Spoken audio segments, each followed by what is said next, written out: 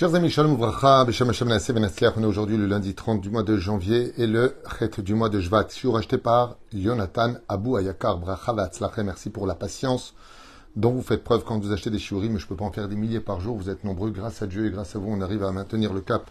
Difficilement, certes, mais c'est vraiment Toda Rabba pour votre Mesirut Nefesh, dont on va étudier d'ailleurs aujourd'hui le sujet.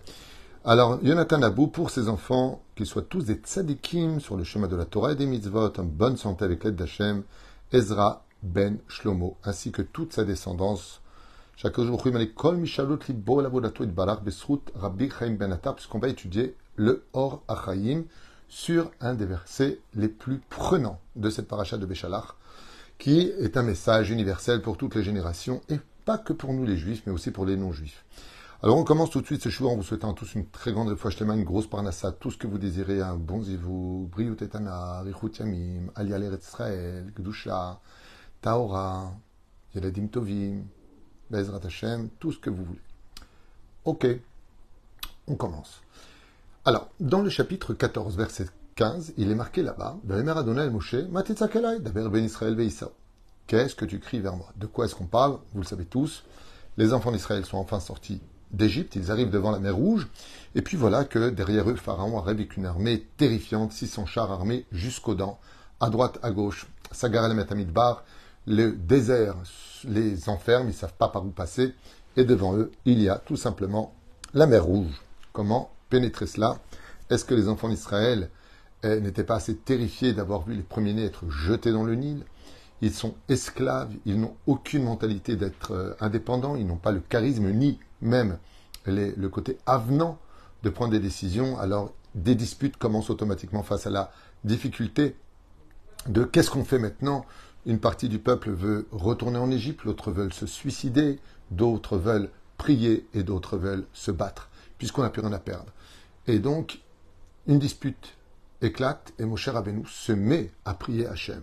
Et Dieu lui dit, « Hé, Matitza kelai, pourquoi tu pries maintenant? Daber el ben Israël. Parle aux enfants d'Israël, ve'Issaou, et qu'ils continuent leur chemin. » Et là, on a tous envie de dire, mais où tu veux qu'ils aillent? Il y a la mer. Tu rentres dans la mer avec des enfants, des grands-mères, des grands-pères. Qu'est-ce que tu racontes? On n'est pas encore arrivé au Har Sinaï pour que tout le monde guérisse. Il y avait des gens qui n'avaient pas de jambes, pas de yeux, pas d'oreilles. Tout ça va se guérir au Har Sinaï pour recevoir la Torah de façon parfaite. Mais là, qu'est-ce que tu es en train de lui dire? Daber ben Israël Issaou. Première règle qu'on apprend de ce verset-là, chers amis, c'est que quand des fois il n'y a plus rien à faire, on ne sait plus quoi faire de notre vie, continue à vivre. Parce que tu ne sais pas ce que Dieu t'a préparé dans un pas ou deux qui arrivent devant toi. Le Rabbi Lubavitch, lui, il dit, si ton but c'est d'aller chercher la Torah au Sinaï, si tout ce que tu fais dans ce monde, c'est pour construire un bâtiment pour Dieu, comme on va faire si Dieu veut, peut-être qu'au mois de mai, on commencera enfin à creuser avec tous les problèmes qu'ils nous ont fait à la mairie. Si Be'ezrat Hashem Itbarach, ton but c'est de servir Hashem, n'aie peur de rien, même si tout est bloqué. Avance, avance. Où je vais? Avance, avance. Une fois que tu as prié, une fois que tu es prêt à te battre, une fois que, avance. Fais ce que tu as à faire. Bon Echad. Il dit comme ça, mais c'est pour Parashat Ka'asher bnei Israël giou le Yam Souf. Quand ils sont arrivés donc devant la mer Rouge, Amdou al Sfatayam, Hamitzrim ratfu acharayim v'matzu otam al Sfatayam. Et donc ils ont trouvé, comme dans un fût de sac, il n'y a pas où aller. Au Beotasha, Ayou Israël, Mitsuim, le Malkodet Mavet. Les enfants d'Israël se sont retrouvés dans un piège qui les emmenait à la mort. Et Otchayam, Soher, Lifnaim, la mer était tumultueuse, de grosses vagues venaient s'écraser sur le rivage. Comment traverser cet océan? Ah, Amidbar Nora Ammad, Mishnat Zdadim. Et donc le désert se tenait des deux côtés. Ils ne savaient pas où aller, dit le Rachaim. Umachorehem, Abdo Mitzrim, et la haine des Égyptiens se faisait ressentir au sein même du camp d'Israël. Uma asa Moshe. Qu'est-ce qu'a fait Moshe? Amad vezaak litfila. L'Hachem échoua, otam vetzaratam. Et Moshe s'est mis à prier Dieu, suppliant le Créateur du monde de faire encore un miracle et de sauver les enfants d'Israël. Et Shivlo Akadosh Baruch Hu. Dieu lui dit, Matitza kelai, pourquoi pries-tu en ce moment? De là, on apprendra que dans la vie, il y a des moments où on doit prier, il y a des moments où ce n'est pas le moment de prier, il faut agir. Daber ben Israël ve'Issaou, parle aux enfants d'Israël et qu'ils continuent leur chemin. Rabbi Chaim ben Attar, le Rachaim Akadosh, Zchuto Yagen al Kol Am Israël, dit comme ça. Ma pesher tshuvato shel Akadosh Baruch Hu. Qu'est-ce que Dieu a voulu enseigner par cela? Vechi raoui chez Moshe Yitzhak el Hashem, be'et saratam chez l'Israël. En général, quand on a un malheur, on prie. N'est-ce pas là la force du peuple d'Israël que de prier le Créateur du monde? Notre force n'est-elle pas dans notre bouche et dans la prière? Madoua marlo Hashem, matitzak elai. Alors pourquoi Dieu lui dit, pourquoi tu pries maintenant? Pourquoi tu cries vers moi? Kemochen, ainsi donc, sarich lavin madoua tziva Hashem d'ibnei Israël v'isaoub nima toch haemaim vagoashim shalayam souf. Pourquoi est-ce que Dieu, il dit aux enfants d'Israël de rentrer dans la mer? Vous savez, je vais vous dire quelque chose. Ce qui aurait été logique, c'est que Dieu ouvre l'océan et après il leur dit rentrer dans la mer. Mais c'est pas ce qui se passe. Dieu leur dit, la mer ne bougera pas de sa place, c'est à vous de rentrer dedans. Qu'est-ce que cela vient nous enseigner? Ishiv Rabbeinu Rabbi Chaim Ben Attar. Je retourne à l'homme Israël. Kodesh Kodashim, Aya Iratson, que son mérite nous protège tous. Rabbi Chaim Ben Attar. Kodesh Kodashim. Chazal, ils disent que d'étudier le Rahaim, c'est comme d'étudier le Zohar Kadosh. Ad Kedekar. Ki Israël Katrag Alehem Midatadin. Le problème qu'il y a eu, écoutez bien s'il vous plaît, les mots sont très importants pour tous nos problèmes de la vie. La Torah, c'est pas un livre d'histoire. Quand on est face à une grande épreuve, entre la banque, l'éducation, le divorce, tout ce qui se passe, toutes les difficultés de ce monde, Dieu peut tout faire pour nous sortir du problème. Le problème qu'il y a, c'est que dans le ciel, il y a Midatadin. Il y a des anges accusateurs, les Avérotes, que nous avons fait, se réveillent devant Dieu. Et elles disent, là il est en difficulté, c'est pour lui l'occasion, s'il va avoir son monde futur, de rester dans la galère. Donc, faut pas le sauver. Et nous, on se met à prier. Et Dieu dit, mais c'est pas le moment de prier. C'est le moment d'avoir du mérite. C'est le moment d'avoir du mérite. J'ai un problème. C'est que moi, je voudrais bien vous ouvrir la mer. Mais les anges accusateurs disent, pourquoi tu leur ouvres la mer? 80% n'ont pas voulu sortir. Et ceux qui sont sortis, les 20%, ils sont encore des idolâtres, comme les Égyptiens. Alors pourquoi tu les libérerais? Pourquoi tu les sauverais? Prier dans ce cas-là ne servira à rien, dit Dieu. Parce que si tu viens prier, trouve des arguments. Quand tu vas acheter une baguette, tu la payes. Bonjour, je voudrais une baguette, s'il vous plaît. Oui, 1 euro. Je ne sais pas combien ça coûte, peu importe. Tu payes. Quand tu viens pour prier, amène du mérite avec toi. Que par le mérite, Rebono, Shalola, maître du monde, de ce que j'ai fait, j'ai donné de la tzedaka, j'ai des ceci, cela, que tu m'aides. Viens avec quelque chose dans les mains. Mais venir les mains vides, alors que tu es accusé, quand on dit qu'on a un procureur, il faut aussi un avocat, mais l'avocat il a besoin d'arguments.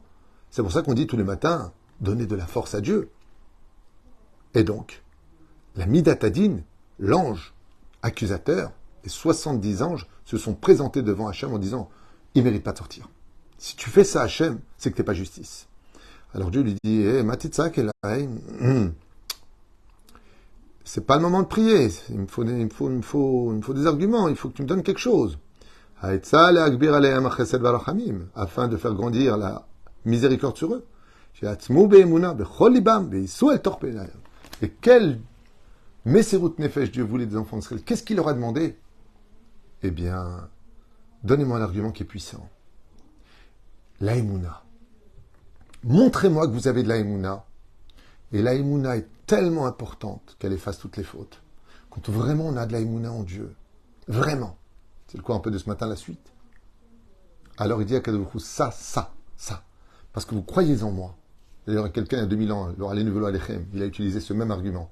Croyez en moi et vous serez sauvés. Ça vient de là. Juste que vous sachiez qu'il n'y a rien d'inventé. Il n'y a rien de nouveau. Ça vient de la Torah, la vraie, chez nous. Et la reine, il dit à Kadosh, donnez-moi l'argument de l'aïmouna. Et si vraiment tu as de l'aïmouna, alors tu n'as peur de rien, alors rentre dans l'eau. Qu'est-ce que tu as? On met les enfants, mais rentre dans l'eau. Montre-moi vraiment que... Je veux dire, on n'a pas le droit de compter sur le miracle. Vous avez raison. Mais là, on est dans la période des miracles dévoilés. Donc, on avait le droit. Et la reine, il dit, il fallait que les enfants d'Israël montrent qu'après les 10 plaies d'Égypte, ils envoient un ange qui soit capable d'effacer les 70 anges accusateurs.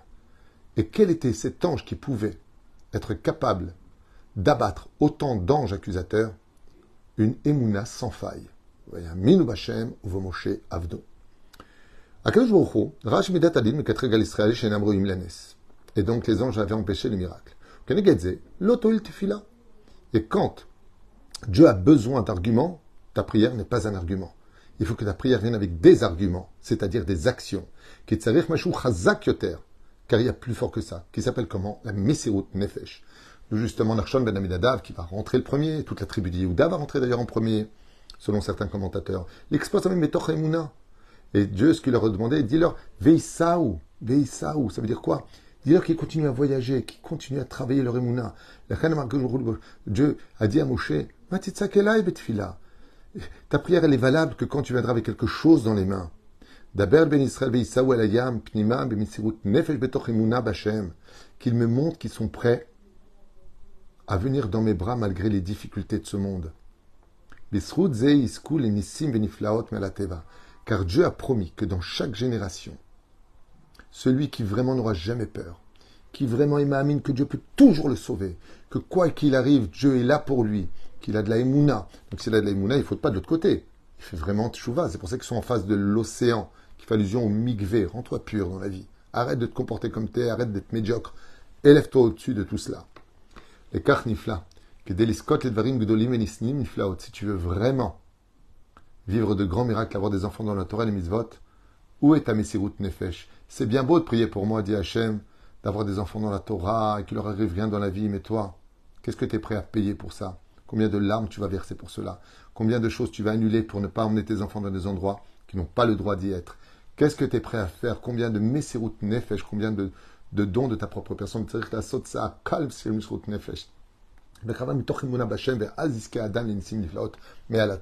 Et il finit comme ça le Roi Chaim Akadosh en disant, tout celui qui veut vivre des miracles au-dessus du rationnel doit faire Mesirut Nefesh. J'avais lu une histoire à ce propos, extraordinaire. Et mon Rav Garbian, Shlita Shebadel Chaim Arukim, m'avait confirmé cette histoire. C'est un homme qui avait beaucoup de difficultés dans sa vie, problèmes de santé, problèmes de shlom bayit, problèmes d'argent très importants. Et il est parti voir un Rav, j'ai oublié le nom du Rav, un grand Rav, et il lui a dit Voda Rav, j'ai beaucoup de problèmes, j'ai pas payé mon loyer, je sais plus quoi faire. Et le Rav lui a dit et alors? Et alors, est-ce que vous avez une solution? Il lui a dit, tu as un peu d'argent sur toi? Il lui a dit, peut-être 200, 300 shekels. Moi, je suis casé. Il lui a dit, ça tombe bien, on a besoin d'argent pour acheter à manger au Avrechim. Prends ton argent et va acheter à manger au Avrechim. Alors, à ce moment-là, la personne regarde le Rav et lui dit, Vodara, vous n'avez pas entendu ce que je vous ai dit. J'ai pas d'argent. Il me reste que ça sur moi. Et le Rav lui a répondu avec un sourire, et moi, comment tu veux que je prie pour toi si tu n'as pas fait quelque chose qui va au-delà de ce que tu pouvais faire? Il est tout de suite parti acheter à manger. Il a porté ça à tous les Avrechim. Il a regardé le Rav, il lui a dit, maintenant c'est fait. Alors il lui dit, et moi j'ai prié le ciel, Be'ezrat Hashem, pour que tu aies un grand miracle jusqu'à ce que, Be'ezrat Hashem Yitbarach, tu puisses payer et ton loyer, et de la nourriture, et Be'ezrat Hashem trouver un travail, et tout ce qu'il faut. Voilà que les heures passent, et ce pauvre monsieur dit au Rav, il est déjà 16 heures, il ne s'est rien passé. Il lui a dit, c'est que apparemment, tu n'as pas encore assez fait de choses.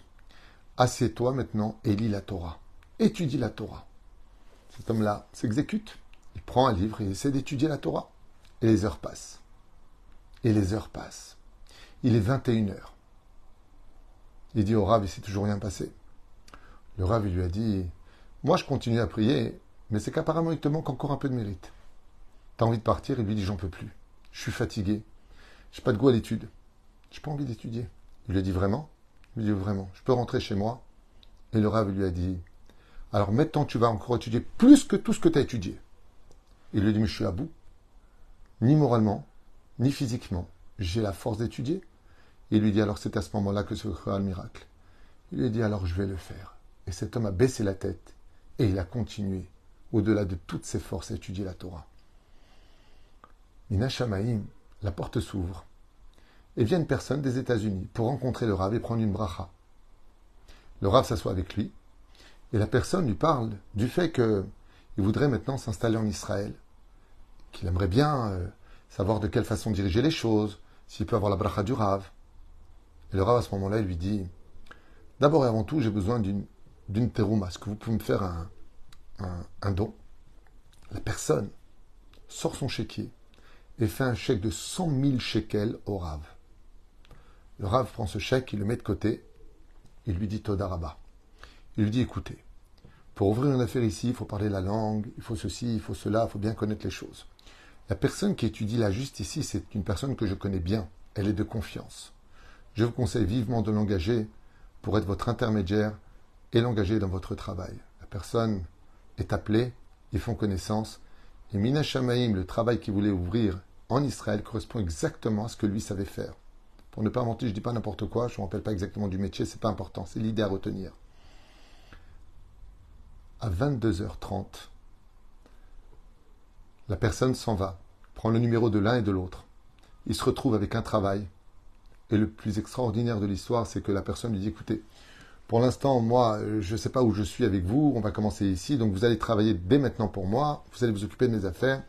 Quand vous aurez fait vos preuves, Be'ezrat Hashem, je vous augmenterai, on commence juste à 3 500 $, qui représentait énormément d'argent pour une personne qui n'avait rien en plus. Bien de quoi vivre tous les mois à cette époque. Ce pauvre monsieur regarde le Rav, il lui embrasse les mains, il dit, mais c'est un miracle au-delà de toute chose cachée. Parnassat Shaladam, Maisonotaf Shaladam qui créatième souffle. La Parnassat est aussi dure que d'avoir la mer qui s'est ouverte.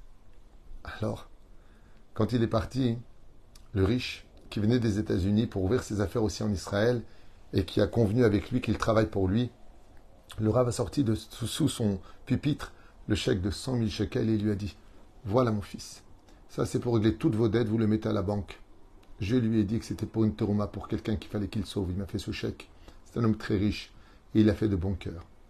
La personne à 22h30 le soir se retrouve avec un chèque de 100 000 shekels qui résoudait tous ses problèmes à cette époque, plus un travail à 3 500 $ sur place. Il était tellement heureux qu'il a versé des larmes salées à l'image de la mer rouge qui est de l'eau salée. Et le Rav, il lui a dit, tu vois, tu as cru en moi, tu as eu de la émouna, tu as été au-delà de tout ce qu'il fallait faire, tu n'en pouvais plus, tu as continué à étudier au lieu de partir parce que tu m'as fait confiance, alors tu méritais un miracle au-dessus de la nature. Il aurait pu aller voir un autre Rav, il aurait pu aller... Et non, Akadosh Baruch Hu a fait en sorte qu'il arrive d'Afka chez nous. Je ne sais pas comment il a entendu parler de moi, lui a dit le Rav. Il est venu jusqu'ici. Il aurait pu oublier son chéquier, il avait son chéquier. Il aurait pu ne pas avoir de stylo, ça peut arriver. Je vous ferai un virement. Il a sorti, il l'a fait directement. Et il cherchait une personne. Tu étais juste là. Vous avez fait connaissance. Tout ça, Dieu l'organise pour chaque juif, à tout moment, si on est capable aussi de notre côté à nous, de fournir de la Messirut Nefesh, des arguments à Hachem en disant, tu vois Hachem, j'ai vraiment pas envie de me lever, mais je veux quand même me lever. J'ai même pas envie d'étudier, mais je veux quand même étudier. Donne-moi aussi des arguments, dit Hachem, comme l'explique ici Rabbi Chaim Ben Attar. Baruch Adonai l'olam amen v'amen. Et vous avez encore quel hachiour sur des prénoms qui m'ont été demandés, puisque vous êtes très nombreux à me demander de continuer les prénoms pour appeler vos enfants, les caractéristiques. Et d'ailleurs, je rappellerai juste à cet insu que par WhatsApp, je ne donne pas de cours. Vous êtes très nombreux à m'écrire tous les jours sur WhatsApp, Baruch Hashem. Question-réponse, c'est parfait. Mais plus que ça, il y a des gens qui me demandent, oui, mais pourquoi marquer comme ça? Je ne fais pas de cours par WhatsApp. Les cours, c'est sur Internet, Be'ezrat Hashem. Kol Tuv et Leitraot, et à tout de suite pour ceux qui veulent écouter les noms que nous allons faire.